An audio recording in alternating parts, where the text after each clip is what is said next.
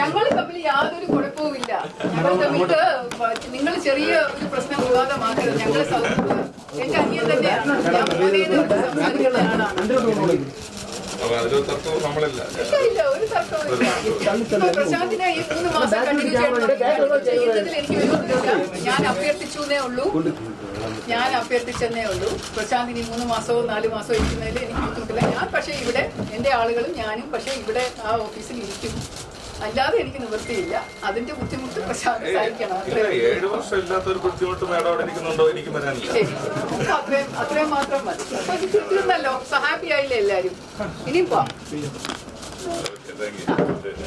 ഞാനും എന്റെ ആൾക്കാരും വരാതിരിക്കാൻ എന്നെ കാണാൻ വരുന്നവരും ഒക്കെ ഇവിടെ ഇരിക്കേണ്ടവരാണ്.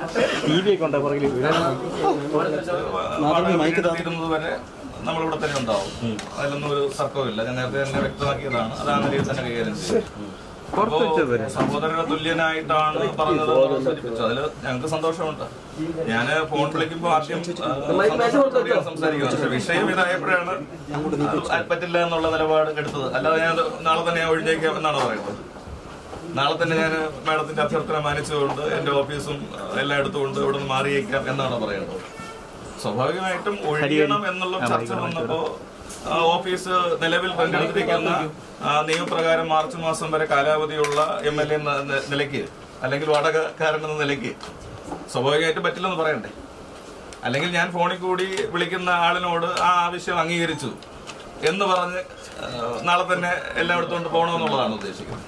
അപ്പോൾ അഭ്യർത്ഥനയായാലും യാചനയായാലും അങ്ങനെ ഒരു ആവശ്യം പറഞ്ഞപ്പോൾ സ്വാഭാവികമായിട്ടും അത് സാധ്യമല്ല എന്നുള്ള നിലയ്ക്ക് മറുപടി നമ്മൾ വ്യക്തമാക്കുകയുണ്ടായിട്ടുണ്ട്.